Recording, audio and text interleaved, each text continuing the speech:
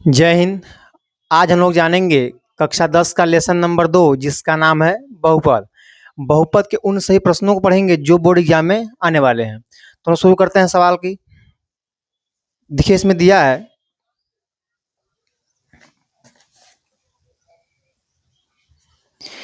कि द्विघात बहुपद x square plus 7x plus 10 के शून्य तथा शून्य ज्ञात कीजिए और शून्यकों तथा गुणांकों के बीच संबंध की सत्यता की जांच कीजिए। देखिए यहाँ पर शून्य कैसे ज्ञात करेंगे और गुणांकों के बीच में संबंध कैसे बताएंगे, ध्यान दीजिएगा। तो सबसे पहले दिए गए बहुपद को हम मान लेते हैं पी एक्स, हो जाएगा x square plus 7x plus में 10। पी एक्स बराबर इनका हम करेंगे गुणनखंड। आप सभी लोग पढ़े हैं कि 10 को ऐसे दो भागों में अलग किया जाए ताकि जब इनका गुणा करें तो 10 आए और इनको जोड़ें तो बीच वाला आए, यानी 7। 5 दूनी के 10 और 5 दू 7। तो इसका मतलब 10 को 2 और किस में तोड़ेंगे, 5 में। लेंगे एक्स स्क्वायर प्लस 5 प्लस 2 बाहर एक्स प्लस में 10, गुणा कर देंगे हो जाएगा 5x प्लस में 2x प्लस में 10। अब ध्यान दीजिए यहाँ पर इसका देखिए इन दोनों में से हम कॉमन निकालेंगे। तो इन दोनों में क्या कॉमन है, x, क्या बचेगा यहाँ पे एक x बच जाएगा, यहाँ से निकल गया तो क्या बचेगा 5। ऐसे इन दोनों में से निकाल देंगे 2। देखिए जो संख्या से कॉमन निकालता है उसी का हम भाग देंगे, तो 2 से 2 क्या होगा, कट जाएगा। और 2 का भागा देंगे जब 5 में तो कितना आएगा, 10 में देंगे तो कितना आएगा 5।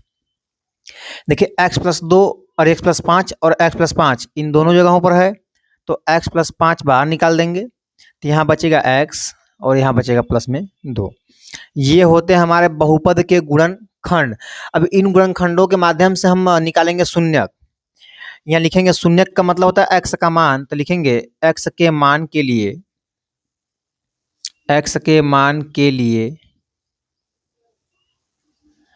जो पी एक्स दिया गया है बहुपद, इसको मान लेंगे 0। जब इसको 0 मान लेंगे तो क्या हो जाएगा, जो x प्लस 5 है और x प्लस 2 ये दोनों 0 के बराबर होंगे। तो यहाँ लिखेंगे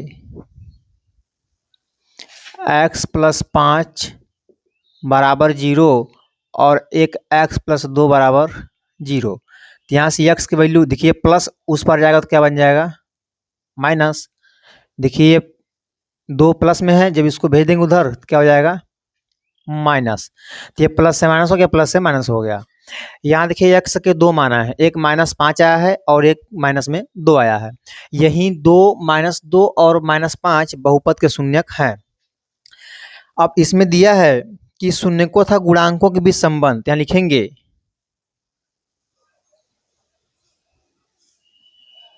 शून्यकों तथा गुणांकों के बीच संबंध।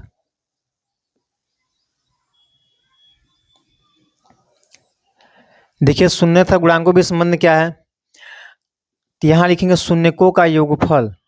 देखिए शून्यकों का योगफल, तो शून्य निकाले -5 और एक निकाले हैं माइनस में 2। यहाँ जाएगा -5, देखिए प्लस माइनस क्या बन जाएगा माइनस, यानी हो जाएगा माइनस में 7। तो जो हम शून्य ज्ञात किए हैं उन दोनों शून्यकों को जोड़ने पे कितना है माइनस में 7। और शून्यकों का योगफल ज्ञात करने का फार्मूला भी होता है, तो उस फार्मूले से भी -7 आना चाहिए। अब लिखेंगे हम लोग कि अल्फा प्लस बीटा बराबर होता है फार्मूला -b/a। अब देखिए ए बी का मतलब क्या है, यहाँ थोड़ा देखेंगे a x square plus b x plus c होता है। तो यहाँ ए की वैल्यू का मतलब एक्स स्क्वायर का गुणांक 1 हो जाएगा और बी का मतलब एक्स का गुणांक वो कितना है 7, और सी का मतलब जो अकेला है उसको बोलेंगे सी का मान, यानी सी का मान कितना हो गया 10। तो यहाँ देखिए बी का मान कितना आया है 7 है, तो -7 बटे ए का मान कितना है 1, मतलब यहाँ बचेगा माइनस में 7। देखिए हम जो शून्य ज्ञात किए थे उससे भी -7 आया और जो फार्मूला था उससे भी कितना आया माइनस में 7 आया। 80 यहाँ देखेंगे गुणांक, शून्यकों का गुणनफल, शून्यकों का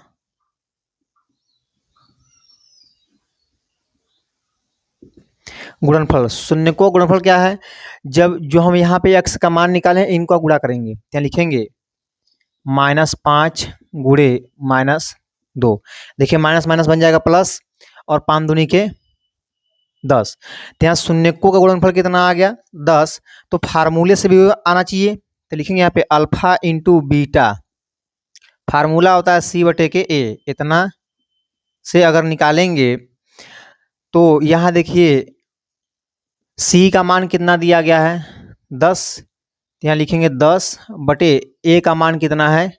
1। तो यहाँ बटे हम कर देंगे 1, यानी कितना हो जाएगा? 10 एकम 10। अब देखिए यहाँ पर हम लोग निकाले हैं शून्यकों का गुणनफल, तो 10 आया है, और फार्मूले से भी कितना आया है? 10 आया है। इसी को बोलते हैं शून्यकों तथा गुणांकों के बीच में संबंध। अब सवाल दूसरा देखेंगे। देखिए दूसरा सवाल दिया है, बहुपद x² - 3 के शून्यक ज्ञात कीजिए और शून्यकों तथा गुणांकों के बीच में संबंध ज्ञात कीजिए। तो इसको हल करेंगे। सबसे पहले मान लेंगे px x² - 3। यहाँ देखिए x², जब कोई संख्या का स्क्वायर ना हो तो उसको हम करनी के अंदर करके उसका हम क्या कर देंगे? स्क्वायर। जैसे हम कहें 2 को लिखे स्क्वायर के रूप में, तो कैसे लिखेंगे? क्या लिखेंगे? करनी में 2 का स्क्वायर। इस प्रकार हम लोग यहाँ कर देंगे 3, करनी में 3 का स्क्वायर। यहाँ देखिए एक फार्मूला पढ़े आप लोग, a² - b² होता है a + b और a - b। इसी फार्मूले के उपयोग से यहाँ हल करेंगे। ले देंगे a कोष्टक में x + करड़ी में 3 और दूसरे कोष्टक में x - करड़ी में 3। ये हमारा हो गया बहुपद का गुणनखंड। अब इन गुणनखंडों के माध्यम से निकालेंगे x का मान। तो लिखेंगे x के मान के लिए जो px है उसको मान लेते हैं 0, यानी पूरा बहुपद क्या हो गया? 0। तो लिखेंगे x + करड़ी में 3 और x - करड़ी में 3 बराबर 0। देखिए जो पहला वाला मान है ये भी 0 के बराबर, जो दूसरा वाला है ये भी 0 के बराबर लेंगे। लेंगे x + करड़ी में 3 बराबर 0 और x - करड़ी में 3 बराबर 0। ये उधर जाएगा, यानी पक्षांतर कर देंगे तो प्लस से क्या बन जाएगा? माइनस। और जब इसको पक्षांतर कर देंगे तो माइनस से क्या बन जाएगा? प्लस। देखिए ध्यान से, यहाँ x का मान आया माइनस करड़ी में 3, यहाँ आया है करड़ी में 3। अब यहाँ हम लोग निकालेंगे इनके शून्यकों थोड़ा गुणांक, शून्यकों तथा गुणांकों के बीच में संबंध। देखिए पहला निकालेंगे, यहाँ लिखेंगे शून्यकों तथा गुणांकों के बीच संबंध। तो पहला निकालेंगे योगफल। तीन इधर पहला शून्यकों का योग। शून्य क्या निकाले हैं? देखिए यहाँ पे है माइनस करड़ी में 3, यहाँ प्लस करड़ी में 3, यानी माइनस करड़ी में 3 में जोड़ना है प्लस करड़ी में 3, तो जाएगा माइनस करड़ी में 3 प्लस करड़ी में 3। अब देखिए माइनस प्लस 0 हो जाएगा, यानी शून्यकों का जो योगफल कितना आ गया? 0। ऐसे निकालेंगे फार्मूला से अल्फा प्लस बीटा। आप सब लोग पढ़े हैं कि अल्फा प्लस बीटा बराबर क्या होता है? -b/a, इतना से। अब देखिए माइनस बी का मतलब होता है कि x का गुणांक। b का मतलब क्या होता है? x का गुणांक। इसमें कहीं x नहीं है, इसका मतलब b का मान क्या है? 0 है। और a का मतलब x² का गुणांक, इसके गुणांक में कितना है? 1 है, तो क्या हो जाएगा? 0। तो इस तरह से अल्फा प्लस बीटा का मान कितना आ गया? 0। जो हमने ज्ञात किया उससे भी 0 आया, और जो फार्मूला था उससे भी क्या आया? 0 आया। अब दूसरा निकालेंगे शून्यकों का गुणनफल। शून्यकों का गुणनफल ठीक है। देखिए शून्यकों का गुणनफल क्या है, यहाँ शून्य एक माइनस करड़ी में 3 है और एक कितना है करड़ी में 3 है, ये माइनस रहेगा, करड़ी करड़ी खत्म हो जाएगी, कितना आ जाएगा बाहर 3 आ जाएगा। अब यहाँ लिखेंगे फार्मूला अल्फा इंटू बीटा। आप सभी लोग पढ़ें कि अल्फा इंटू बीटा बराबर क्या होता है, सी बटे के ए, इतना से। देखिए सी का मान क्या है, सी का मतलब होता है कि जो अकेला हो, यहाँ अकेले कौन है 3, माइनस में 3, और ए का मतलब एक्स स्क्वायर का गुणांक वो कितना है 1, तो यहाँ हो जाएगा माइनस में 3। यहाँ देखिए जो हमने मान निकाला था उस मान का गुणा करने पर भी -3 आया है, और जो फार्मूला होता है उस फार्मूले से भी कितना आया माइनस में 3 आया है। तो यही इसी को हम बोलते हैं शून्यकों तथा गुणांकों के बीच में संबंध। तो कुछ सवाल आपको दे रहे हैं, उसका आंसर कमेंट बॉक्स में जरूर लिखिएगा। जैसे ये परीक्षा में आ सकता है कि पी एक्स बराबर एक्स स्क्वायर माइनस या प्लस 4x, इस दिए गए बहुपद के शून्यकों तथा गुणांकों के बीच में संबंध ज्ञात कीजिए और इनके शून्यक भी ज्ञात कीजिए। तो इनके शून्यक क्या होंगे, इसका आंसर कमेंट बॉक्स में जरूर लिखिएगा। अब हम लोग देखेंगे सवाल नंबर 3। देखिए इसमें दिया है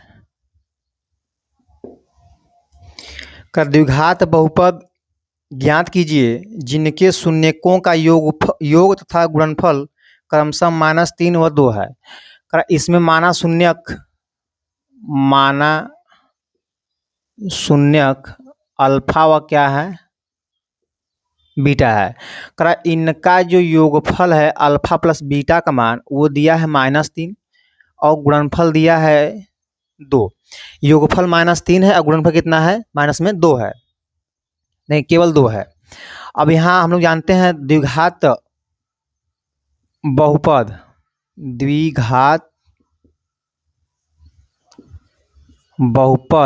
ज्ञात करने का फार्मूला होता है एक्स स्क्वायर माइनस मूलों का योगफल बाहर x प्लस मूलों का गुणनफल। ज़्यादा कुछ नहीं करना हम लोग को, अल्फा प्लस बीटा का मान यहाँ रख देंगे और अल्फा इंटू बीटा का मान यहाँ रख देंगे, ये आंसर आ जाएगा। यहाँ देखिए x square minus alpha plus beta का मान कितना दिया गया है -3 और अल्फा इंटू बीटा का मान कितना दिया गया है 2। अब देखिए एक्स स्क्वायर माइनस माइनस क्या बन जाएगा +3, यहाँ x रहेगा, यहाँ बन जाएगा 3x अब प्लस में 2। देखिए जो मान आया यही हमारा क्या है द्विघात बहुपद। तो इस प्रकार से हम लोग द्विघात बहुपद को ज्ञात कर लेते हैं। एक क्वेश्चन दे रहे हैं उसका आंसर कमेंट बॉक्स में जरूर लिखिएगा। यदि किसी द्विघात बहुपद का मूलों का योगफल मान लीजिए 5 है और उनका गुणनफल -3 है, तो इस प्रकार का बहुपद मतलब वह कौन सा बहुपद होगा उसको ज्ञात करके बताइएगा।